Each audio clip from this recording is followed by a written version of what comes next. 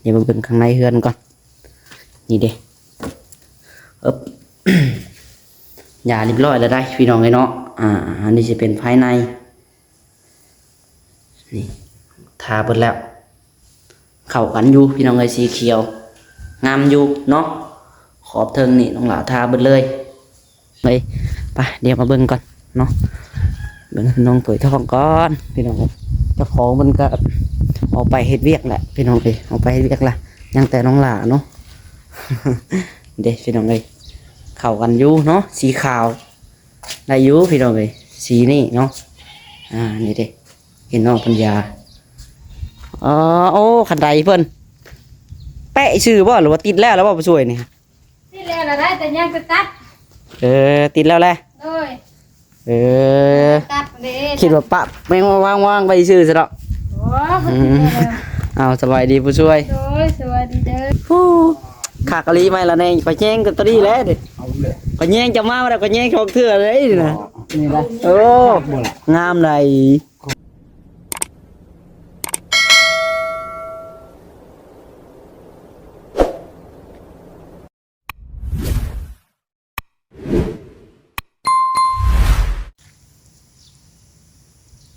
สบายดีและสวัสดีเนาะพ่อแม่พี่น้อง FC ที่หักแพงเบิดสุขุสู่คนพี่น้องเอ้ยพบพ่อกับท่านน้องหลายอีกเด้อพี่น้องเอ้ยเนาะเอาวันนี้พี่น้องเอ้ยสิมาถ่ายเบิ่งเฮือนเจ้าของนี่แหละพี่น้องเอ้ยเนาะแล้วก็เฮือนน้องถวยทองเพิ่นก่อน แล้วก็สิมาเบิ่งการยาหนองยาแนวนี่แหละพี่น้องเอ้ยยาแนวก็คือว่าแล้วเฮือนน้องถวยทองก็ได้เฮือนน้องหลาก็แล้วพี่น้องเอ้ยนั่นแหละสิมาถ่ายคลิปให้แม่ๆ FC เบิ่งนำกันเนาะเดี๋ยวว่าเห็นง่ายๆมันซื้อมาวัดบ่เห็นเฮ็ดแล้วจักเทื่อพี่น้องเอ้ยก็คือแล้วเนาะแล้วอันแต่ว่านี่พุ่นแหละพี่น้องเอ้ยเลยแต่ว่าที่ซื้อนี่พุ่นแหละเนาะเมื่อวานนี้ก็น้องหลาบ่ได้ถ่ายคลิปพี่น้องเอ้ยบรรยากาศแดดแห้งดีรอเนาะนี่ก็แดดแต่เช้าเลยพี่น้องเอ้ยแดดแล้วก็ร้อนวันนี้เจ็บปวดหัวพี่น้องเอ้ยนี่แหละบัดร้อนบัดเดียวเนาะ สิแล้วพี่น้องเอ้ยคนเฮาเนาะบัดหนาวก็ติมันบัดร้อนก็ติมันพี่น้องเอ้ยจักสิว่าจังไดเนาะคันว่าอัน คนเฮามันต้องอยู่ด้วยความพอดีคือเก่าพี่น้องเอ้ยจังไดก็ได้เอาวันนี้เดี๋ยวน้องหล่าก็มาเบิ่งเฮือนซ่านก่อนพี่น้องเอ้ยถ่ายแม่ๆสิเบิ่งแล้วก็เฮือนน้องหล่าเฮือนน้องเอ้ยทองแล้วก็สิไปเบิ่งเฮือนผู้ช่วยต่อเนาะเพราะว่าเฮือนน้องหล่าก็ถ่ายเบิ่งการยาแนวแล้วก็เฮือนน้องเอ้ยทองก็สิเบิ่งยาแนวคือกันพี่น้องเป็นจังไดเนาะเข้ากันอยู่บ่เดี๋ยวไปถ่ายให้แม่ๆสิเบิ่งก่อนพี่น้องเอ้ยไปบัดนี้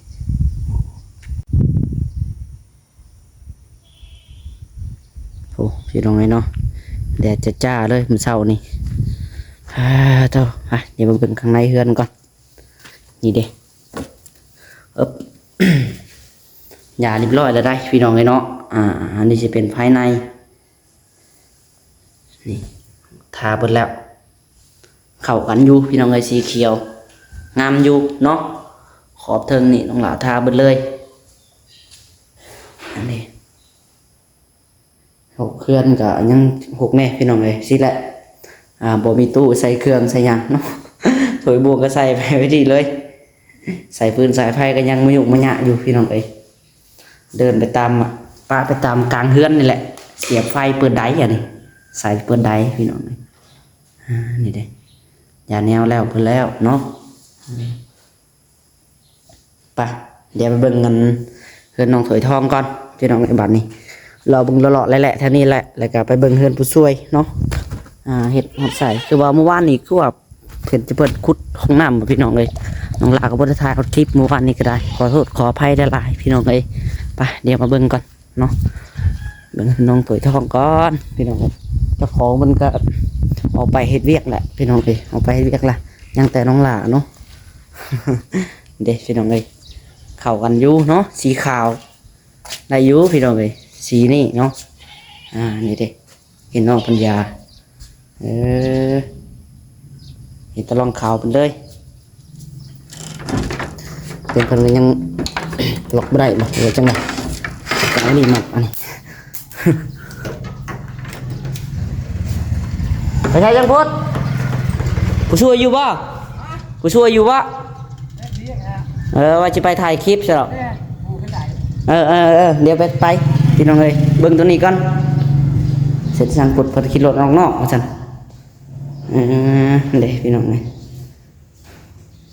อันนี้เป็นเฮือนน้องถือทองเพิ่นพี่น้องเลยเนาะเพิ่นจะแนวแล้วหมดแล้วอันนี้แล้วหมดเลยพี่น้องเลยแล้วหมดแล้วไปเนาะไปเดี๋ยวไปเบิ่งเพิ่นผู้ช่วยก่อนพี่น้องเลยจะได้เด้ดอกจ้อยเฮานี่เนาะคือเสียหน่อยจะมีแท้พี่น้องตื่นนอนแล้วบ่เนาะต้องเห็นเด็กซีเพิ่นเล่นอยู่พี่น้องเนาะน้องไม้เพิ่นอยู่ป่ะพี่น้องน้องไม้เพิ่นก็บ่ได้อยู่เนาะเราก็ไปผัวเราแล้วพี่น้องเราก็เอาผัวแล้วเป็นขอเป็นครัวแล้วเราก็ได้เนาะไปเฮ็ดเวียกเฮ็ดงานพุ่นแหละอยู่ในเมืองพี่น้องสำหรับน้องนิวอันนี้ก็บ่ฮู้คือกันเนาะจังหวะเราให้ทางพอเราเอาอันนี้ก็บ่ฮู้คือกันหรือว่าเราเอาไปนำมันน้องหลาก็บ่ฮู้คือกันบอกบ่ถูกพี่น้องไปเดี๋ยวมาเบิ่งเฮือนอันนี้ก่อนเนาะผู้ช่วยเอ้ยอยู่เฮือนบ่เสร็จพี่น้องมีดบาดผู้ช่วยโอ้ยังมีเสียงอยู่ซะเนาะเห็นมีน้ำซิมนี่ซะเนาะโอ้ขันไดเพิ่นแปะชื่อบ่หรือว่าติดแล้วบ่ผู้ช่วยนี่ที่แล้วเราได้แต่ยังจะตัดติดแล้วแหละตัดเด้ คิดว่าปะแม่งว่างๆไปชื่อซะเนาะเอาสบายดีผู้ช่วยโอ้ยสวัสดีเด้อเห็นพื้นคือแบบแปะไว้ชื่อเนาะดีแท้มันอันนี้พี่น้องเจ้าเอาปูนลาดแบบเลยนี่เนาะเพียงแบบอันนี้เลยแปะพื้นเลยคันว่าสิบ่ลาดครับชนเด้น้องล่ะแม่นแน่เนาะอาจิตัดกับกะโลใช่กับมันน้อยพอนะน้อยโพดเนาะโดยคันใดเพิ่นพี่น้องโอเคอยู่บ่น้องล่ะเด้เบิ่งในกล้องเพิ่นงามงามแล้วสำนี้กันนะโอ้พี่น้องเพิ่นก็สิเก็บอันนี้เด้เพิ่นใส่เสียดมาลองแมลงนี่แล้วเนาะนี่พี่น้องใส่ไปดีแล้วเนาะโตพี่น้องเลยคือบ้านแล้วเนาะชูงต่ำก็ให้มีคันไดบ้านเฮาหั่นน่ะโดยโอ้จะมีก็งามแล้วพี่น้องเลยเนาะเฮือนน่ะเด้เพิ่นว่าผู้ใหญ่เพิ่นว่าน้อยใหญ่ก็ให้มันมีตามชูงโดยเขาว่าเจ้าบ่อยากให้เขาขึ้นลัดเจ้าก็หาลูกติงมาใช้มันนั่นไปช่วยใช้ลูกติงอ้อปุ๊บก็ให้ขึ้นแต่คันไดครั้งเดียวแม่นแล้วถ้าพวกแกเพิ่นว่าชูงหรือต่ำก็ให้มันได้คันไดเพิ่นโดยให้มันมีคันไดคือเก่าเนาะเอาอะไรคือต่ำมาชิบมีคันไดเนาะบ่งามได้บ่ช่วยเนาะมีแล้วล่ะจะบ่ขึ้นแล้วคันไดดอกล่ะน่าเดี๋ยวว่าเจ้าขึ้นฟิตกลับมาแม่ยังบ่แล้วบ่เกลียวบอกเจ้าของบอกหมู่ตัวเองขึ้นลัดบ่ได้เด้เนาะต้องขึ้นตามคันไดได้เดี๋ยวนี้มันยังบ่แล้วล่ะว่าพี่น้องมันยังบ่แล้วล่ะว่านี่แหละพี่น้องคันไดเพิ่นห้ามลัดได้แล้วว่ะเนาะต้องขึ้นตามคันไดคือเก่าสั่งฟุตดอกทวงคักโตพี่น้องสาบแล้วเบิดเลยทางนี้เนาะมามันนั่นกำลังติดบานประตูอยู่มามันแล้วบานนี่พี่น้องโบกสาบตีบานประตูเรียบร้อยเฮ็ดโตโอ้โตขุดห้องนุพุกบ่ได้ไปช่วยนี่ได้จังมัดแล้วโอ้โตโตขุดยากหินดึกเลยเนาะมีแต่ขีนเนาะหินลายโตมาซอยอีกเนาะพวกนี้ก็ได้มาซอยไอ้เดือนถ้าขุดคุ้มหัวร้านวะครบเนาะพี่น้องเลยขุดเตรียมไว้เลยทางนี้อยู่ใช้มาช่วยท่อของน้ำยังบ่มีบ่ขุดขุมไว้อีซื้อแม่นอะไรไม่ยังน่ะหอมขี้เล็กบ่ เก่งดีบ่สวยกินหนเล็กเนาะ กินหนเล็กพี่น้องบ่สวยงงขี้เล็กว่าซั่น ต่อวันนี้เนาะ แม่นแล้วเนาะใครจะบางคนเพิ่นเอิ้นว่าออมใบไม้อ๋อสิได้แล้วบ่จักนี่ฮะเลิกเติบแล้วนี่ ใช้สวนไม่ได้ไม่ไป มีแต่มักขี้หินเนาะนี่ปอมึงนี่มักขี้หินล้วนๆเลย ดินแค่อันฮอดบ่50เซนเนาะ50 60พี่น้องสำหรับดิน มันจะกินค่อยทมเนาะ ไปทางไหนนี่ มาเปลี่ยนกันสักพุดมันไปทางใดมึงกินนี่เห็นออกนอกมึงกิน มันออกไปซื้ออย่างเขาก็ซื้อยาสูบ ซื้อยาสูบบ่ มันไม่หมด นี่นะน้องให้ลูกน้องนี่นะนี่ ตอนไปเห็นน้ำได้ ฮะ ติดบันได เพิ่นได้ แม่ง เพิ่นให้ลูกน้องเพิ่นขุดบ่ นี่ละให้มูเบิดพุทธ เออ เงินเมื่อวานนี่ เออ ไปในร้านเพิ่นไปให้ไปหน้าบอกว่าอะไรนี่แหละคนมันบอกเลยมีพุทธต่ออีก มันเขาเปิดขายแล้วบ่เปิดซื้อแล้วบ่ มันแหละอันนี้ว่าสิไปปังมันแค่นี้กัน 3,000เนาะ เอ ตัวไร อ มันเลย 3,000 เขาเปิดแรกๆแพงบ่ผู้ช่วยหรือว่าจังได ก็สามปัญหาได้คนเลย เนาะ ก็เว้าของหมูเนาะไปเห็นเพิ่นติดป้ายไว้ว่า3,000 เออ ในป้ายเพิ่นนะ โอ้พอขายแล้วตัว3,000ก็ได้ แล้ว ไปหาใช้เนาะ ให้หนูมีก้นก่อน ว่าได้เท่าไรเก่านะพอได้ไปลินบุญนี่นะ บ่ใหญ่เติบใด เอาอีกก็ใหญ่อยู่แพงเนาะมันสิทันตีเจ้าเนาะมื่นมือนี่บุญก็ได้ผู้จะตากมันแหง น่ะเห็นบ่ บุญเซโนบุญวันศาสตร์เด้ วันชาติเด้เขนม ที่หนึ่ง ที่หนึ่ง มื่นที่สอง วันที่สองมันสุดท้ายได้เหมือนเนาะ มื้อนี้ก็โอ้เต็มแล้วแมลง สิบอกตะเกียก่อนเลย เอายังมาให้เบิก มีงานมีการยังกับบอกทีหลังเนาะ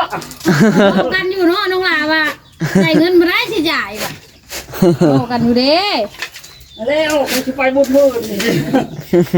กาช่างพูดกับใครไปเฮ็ดงานพอแล้วเจ้ายังได้แต่เพิ่นก็ว่าโอเคว่ะ เนาะ พูดได้อยู่ว่ะพูดไว้พวกมาบ่ได้ไปให้ไปชวนเพิ่นว่า อยากขุดก็ให้ขุดแล้วเนาะ เฮ็ดไว้แล้วนี่นะ กาบ่ดนเพิ่นขุดเมื่อก่อนนะก็ตอนแรง4 โมงแรงแล้ว มันคุดได้จากมือเลย วานนี่ คุดวันนี้ โดย ไวดีพี่น้องเลยเนาะเลิกมื้อนี้คุดซอๆเล็กน้อยก็แล้วนี่ แม่ เลิกได้นี่ ก็บ่ว่าดอกสิให้ฮอด2 เมตรโลดเนาะ เจ้าจากแมทนี่ เมตรทั้งกว้างนี่ค่ะเมตรหนึงทั้งยาว2 เมตรทั้งลุ่มทั้งเลิกก็2 เมตรบ่ฮอด2 โอ้ เมตร เลิกนี่บ่ยังได้2เมตรปุ๊บหัว บ่ สิ แล้วก็ยังสิพอไว้อยู่เด้ เม็ดแปด เม็ด70 80นี่แหละมันก็หินเด้ก็เห็นใจหมู่ผู้ขุดแน่หั่นนะ เลยสิใช้จักท่อน ยังบ่ฮู้ ยังบ่ฮู้บ่ โดย ยังบ่มีงบเทื่อพี่ โด น้อง ยแต่ว่าไอ้น้องคนนั้นหมูครูว่าใส่ไม้ละแนงช่างแล้วแหละก็เลย โอ้แล้วเราบ่ไม่ละนี่ ใส่แล้วเลยได้หนู โอ้ท่านได้เบิ่งได้เนาะ เอาเบิ้งออกเบิ้ง เดี๋ยวโอ้ย น้องลาพุ่นมาเบิ้งทั้งพุ่น มันนั้นยังเบิ่ง แม่ทั้งนี้ พี่น้องไสมันเบิ่งได้อีบ่ล่ะค่าพระบัตรนี่ ฮะ เอาดอกนี่ตัวนี้ลืมแงนเบิ่งเว้ย ฮะได้น้องละนี่ กล้องไว้ไปให้มั่วบาดนี่เนาะเข้ามาในแค่นี้ พี่น้องเอ้ยโอ้งามอยู่เนาะใส่แม่ละแนงนี่ก็ได้ งานบ่ งามขักอยู่ได้พี่น้องนี่เนาะนี่เป็นโอ้งามเลยประสวยงามยำหลับพี่น้องเลยขักกะหรี่เนาะมันต้องอยู่กับมือได้นี่นะใส่ร่องในเสมอกันเบิดเลยเนี่ย แม่นแล้ว บ่เสมอนี่บ่ได้แท้เจ้า แต่ทันได้เช็ดได้เลยน้องละ ยังทันได้เสร็จอีกอย่างเนาะ แม่นมันทันได้เช็ดได้ อันนี้ก็ยังงามอยู่พี่น้องเลย แต่ว่างามอยู่เนาะน้องละ โอ้งาม บ่เคยได้เนาะ ได้ก็งามหมดเลย งามเลยใส่แม่ละแนง เบิ่งในกล่อง เด้ โอ้ นี่ธรรมดาสามัญแล้วจังนี่ เนาะ ขักแล้วตัดกับอันแผ่นสลา แม่ ดีน่ะงาม แม่เวียดเพิ่นได้เลือกทีนี่ เพราะว่าแผ่นสลาก็ยังสีแดงมาเอาตัวนี้สีตับหมู ตะกี้ ตับหมูเข้มเนาะ ข้อยไปเอาสีแดงมาแล้วแม่เวียดเพิ่นว่ามันบ่ตัดกันได้แล้ว แม่นนะมันต้องตัดเลยนี่แล้วจังงาม สีมาเก็ตชุกแล้วอ่ะ อันนี้ได้ แม่น เออ บ่แม่นได้สีแต่หมูแล้ว แม่นบ่ แม่น สีหยังก็ สีมักเบ็นมักอันนั้นเด้มักเก็นนั่นเด้ มาเก็น อืม มาเก็นชุก แม่น มากกว่าสีม่วงๆกันบ่ แม่น สีติดนั่นแหละเนาะ แล้วอ่ะงามแล้วแล้วว่ะ งามงาม โอเคน้ำเล่าแล้วว่างามมันก็มาใส่เบิ่งก็ตัดกันกับสลากอ่ะงามอยู่บอกอ่ะ ขัดกล้องค่อยดีนี่ให้งามกว่านี้ อ๋อเป็นทำบริเช็ดเด้ถ้าได้เช็ดเด้อ ยังทันได้เสร็จแต่ยังอันน่ะ ท่านได้เช็ด ทำงามแล้วสำนีก็ได้ วันนี้ได้อะไรจะเอาล่างๆจังมาแล้วก็สิเช็ดถูให้เพิ่น อ่า กั เช็ น ด สมมุติว่าได้4ท้าก็สิจักสิแห่งตัดกันไปแล้วเนาะน้องล่ะ แม่นแล้วโอ้ใส่สีนี่ให้งามแล้วนี่ นะมาน้องดาวนะ มีบ่ แม่น มันอยู่พี่แล้วเพิ่นเนาะ แม่น เจ้าของเราบ่อยู่เด้ กองไปนา อ่า ออกมากันคอยสิไปหันไปนี่ก็ไปปอนไว้คือเก่า นี่จะยันพระเจ้าเพันลืมมาข่าวว่าละวันใดๆมันนี่มาแต่เช้า คันไปเฮือนค่อยว่าพิษแต่กับแมวค่อย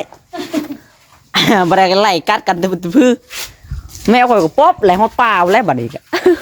คือกันเนาะ บ่ถือแล้วหมากับแมวเนาะ คือว่าคนว่าบ่คือกันฉันมากับแม่ว่ะ โอ้ยหอมขี้เล็กพี่น้อง แม่น อยู่ในเก่งเลยคือน้องหลาวกินอันเล็ก ใช่ยังไงบ่หอยบ่ ใส่หอย อืม ตะหมบ้านเนี่ย อืม ยังอยู่สลาย เช็ดเช็ด แม่นฮดกันบ่โอ้ กูอยู่ลุมหันเมื่อแล้วเนาะ อาบน้ำเหมือนกันแต่เช้าแท้นี่ ทำก็ได้เป็นปิดชวนจบ เออ นี่ก็ใช้ได้ไม่นาน เปิดชิดกะไก่ใส่ได้ทางเบิ่งเด้อชัวร์ๆจังหน่อยก็ยับข้าวยับข้าวแล้วคือว่านี่ฮะ แรกๆเนาะ แรกๆก็ชิดจนชีวิตกองบ่ได้ ดึกเอาแล้วเนาะ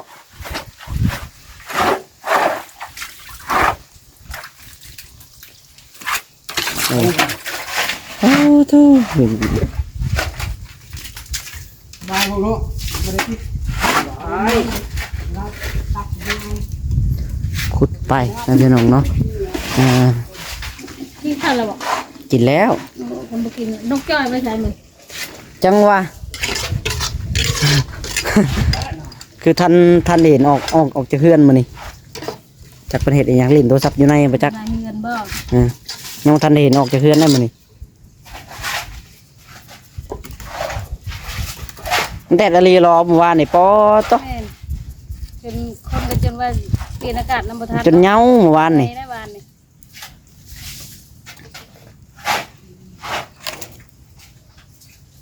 คือน้องหลากันแต่ปอตัวจิมาถ่ายคลิปก็จนย่อแค่จะไม่อยากขึ้นเห็ดเวียกตอนเช้า อายุว่าโอ้น้องหลาไปทางใดเด้บ่เห็นมาถ่ายคลิป เห็ดเวียกตอนเช้าอยู่ในหันแดดตากแดดเมียง บ่มีในถังเนาะ มันบ่มีหลังคาเลยหลังคายังทันได้มุ้งกับมันน่ะเฮ็ดเวียกตอนเช้าทำปัดตอนแรงบัดไปลงน้ำบาดนี่ เนาะ โอ้ เจ้าเมื่อยแล้วจะมาเห็ดไปน่ะอาอยู่ตากแดดแล้วไปลงน้ำ ตากแดดเมียงมาไปลงน้ำได้ไปหาปลาพี่น้องไปหาปลามากิน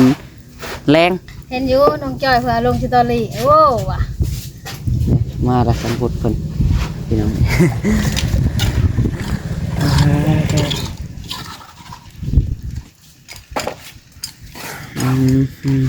เอาพี่น้องเลยขุดไว้แล้วก็ถ้าเขาเจ้ามาส่งแล้วก็ให้เขาลงซอยเลยเนาะ เออ แม่นแล้วเตรียมคุมไว้ก่อนแล้วดี คนนั้นคนโทษใช้ได้วันนี้ก็ไม่เบียด อืม คุมห้องน้ำบ่หัวแม่นว่ะฉันสมมติว่ามีงบมีหยังล่ะบัดเอาลงแล้วจังซี่เอารถเข็นแล้วยกลงใหายเลยเพิ่นว่ะ โอ้เพิ่นจะเอารถมาบ่ โดย ดีเด้อจ้ะเนาะ อยากเบิ่งได้ยินเพิ่นว่าในนั้น อืม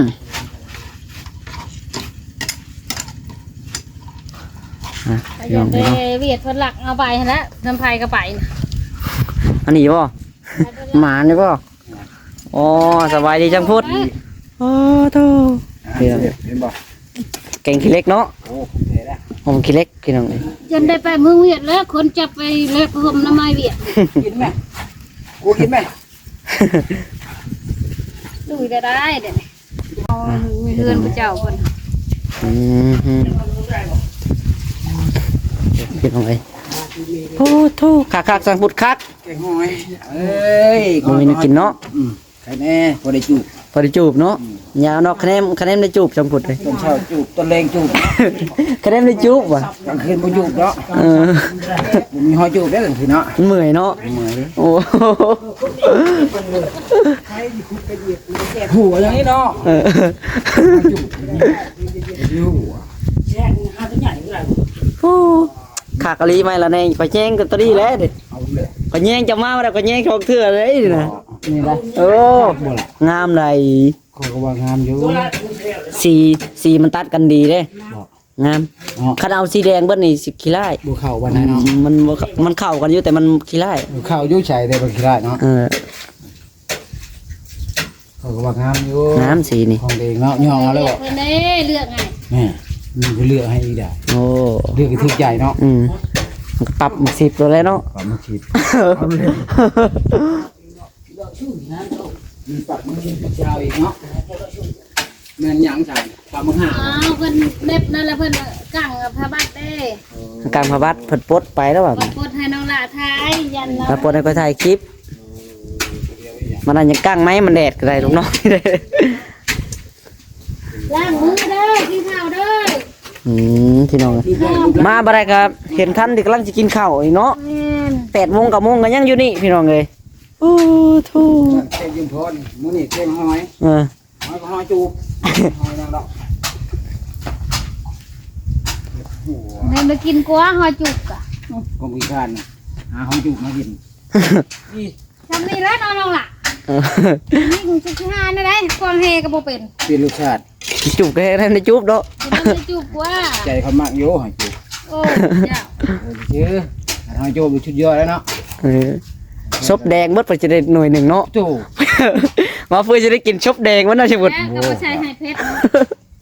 โอ้ใช่เพชรเบิ้งตี บ่มีกะทิ โอ้ใช่เพชรเบิ้งตีเนาะ อื เพชรเด้ ม บ่มาแช่งมัด มันยังวัน ไล่ตาแล้วทั้งนั้น กลมอยู่ด้วยเนาะ โอ้ก้มเงยกันมันมืดเลยเงยกันมาแดดมากเลยเนาะโอ้ เนี่ยคนไฟถึกกับปานน่ะ โอ้คนไฟก็อูดลงวันนั้นเนาะ พร้อมเลยแต่ละคนมาก็มีระบบมีงานใจหนึ่งเขาอยู่นี่ยังบ่มีพี่ช่าง เฮ็ดเดือนนั้นจนแล้วเนาะบ่ได้กินว่านั่นเลย เอา นี่ พี่พาไปเลยหนึ่งมาคุณพาไปที่ใดออกอากาศแสบตาดีเลย แสบตา อยู่ในเย็นเนาะ เออ ไม่ใช่อะไรควันไฟเนาะเห็นบอก โอ้เขาดังไฟอยู่นี่เนาะ ยังเห็นไฟอยู่เลย จังหวะ เว้นควันไฟบาด โอ้เราอยู่หลุมเราบ่เห็นเลยเหรอวะ 2 เมตรปลายพุ่นแล้วคุณครู บอต เดี๋ยว คุณนี่ฮะเอาเลยครับเนี่ย โอ้คุณคงลงดังที่กว่านี้ บอ ไปตักน้ำออกเนาะ โอ้ยนี่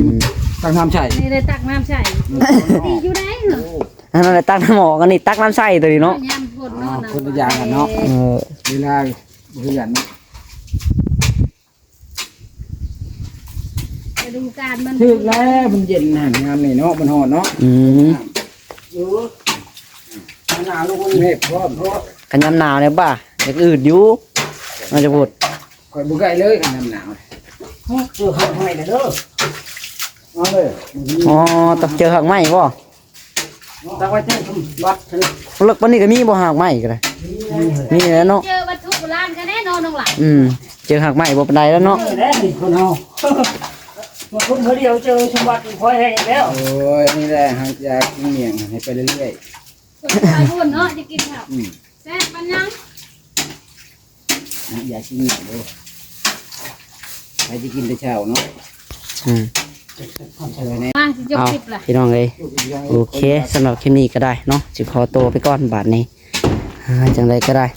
เนาะเป็นกำลังใจให้คือเก่าพี่น้องเลยโตเอาลูกน้องเพิ่นก็ได้ ชิมมันเด้อ พากินขี้เล็กดอมนี่เนาะ แล้วตอนเช้าเอาเล็ก มันจังแข็งแห้งเนาะ มาแล้ว โอ้โหเอาพี่น้องเลยโอเคสำหรับคลิปนี้ก็ได้ เดี๋ยวน้องหลาจะขอตัวลาไปก่อนพี่น้องไงจังไดก็อยู่ดีไม่แห้งเบิดสุขุทุกคนเนาะเอาจังไดก็สบายดีผู้ช่วยสังพุทธเนาะ โอ้ยสบายดี สบายดีพี่น้องบ๊ายบาย จำเย็นพอดไปเลยก็